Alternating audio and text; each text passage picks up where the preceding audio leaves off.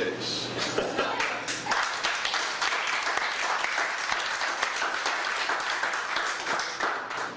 So now, I'm going to show you the videotape. Yes, I'm sorry. This is a large question, but it's a simple one. As it appears, according to this perspective that we now have, it makes no difference who we vote for. That's wrong. It always makes a difference who you vote for, but Americans have a misconception. You think you have to vote for the people they put in front of you. That's not what the Constitution says. It says you have a right to vote and you can vote for whoever you want. You can write another name in on that ballot.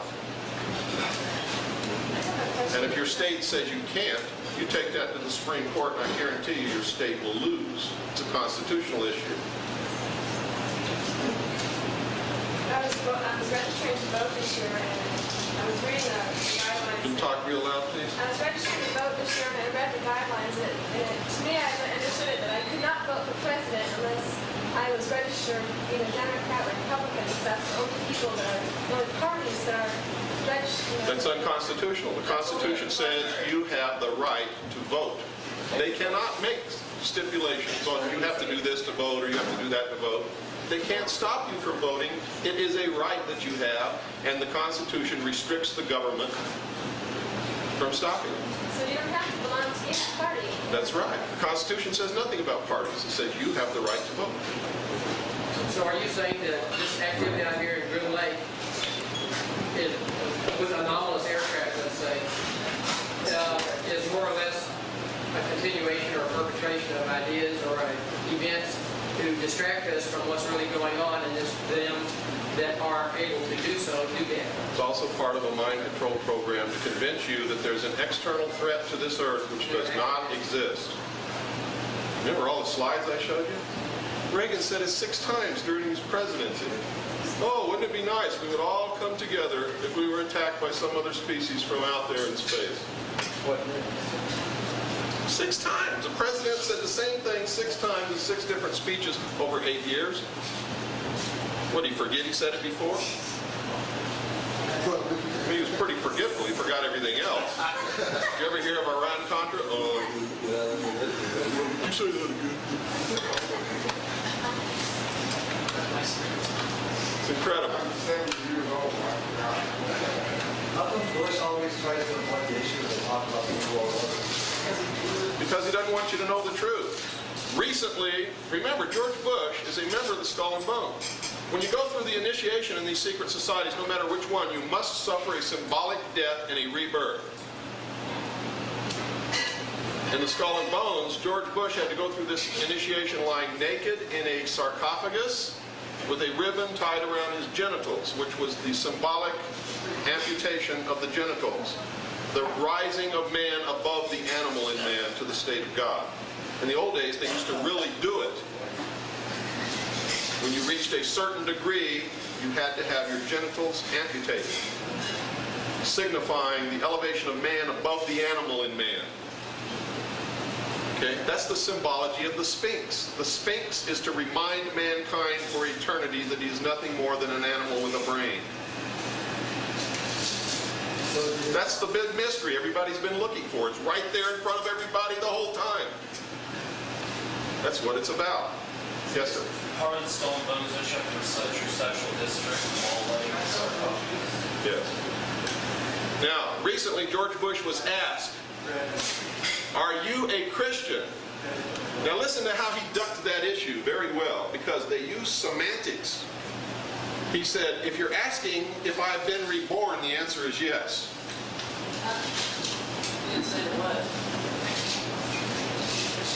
George Bush can't even say the word Christian.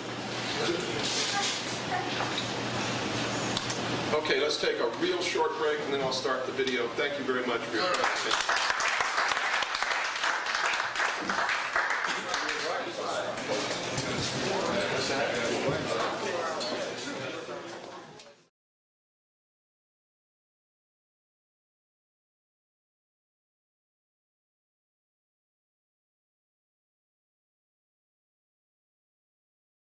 Shooting incident involving teens and Metro officers. And we'll tell you about the fires raging across the West. Plus, Ross Perot supporters decide how they will influence President Bush and Bill Clinton. And find out if a group of proclaimed UFO experts spotted their spaceship. Eyewitness News is next.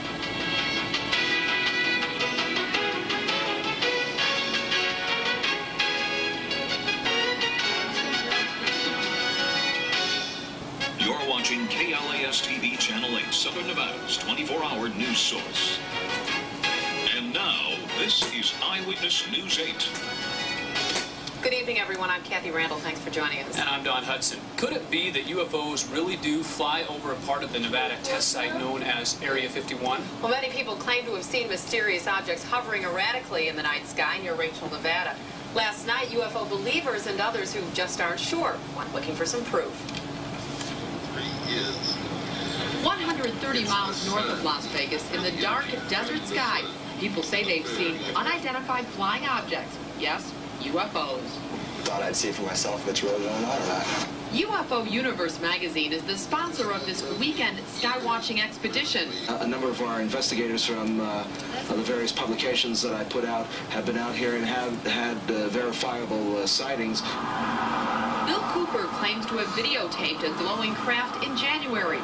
Cooper believes the UFOs are made by a secret branch of the U.S. government as part of a scam to create a new world order. They do it when they think people aren't going to be able to see it. I had to come in January. About 50 UFO enthusiasts were ready with binoculars, telescopes, and cameras. And we just saw something that we don't really know what it is, but it was moving up and down and sideways and back and forth and changing colors from white to red. And it wasn't no helicopter, it wasn't no airplane. Several Lincoln County deputies and Nevada highway troopers made their presence known. The request is to come out and give them a hand on the people that are out here to look for the UFOs. Yes. Melinda Leslie says she's been out here 6 times before and seen unusual lights on 5 different outings. The big question is it alien related? Is it related to alien technology? Or is it really super, super highly secret advanced technology that is just really unknown by the basic community? Beckley suspects something is going on behind the mountains, something the public deserves to know about. There's so many people now who have witnessed this and who have taken videotape of these flights and have seen it with their own eyes that there's no doubt that something mysterious and very, very strange, some secret testing is being done here by our military. And I think we should push for some sort of answer. We should write to our congressman. Well, our photographer says he did not see any UFOs while covering the skywatching expedition.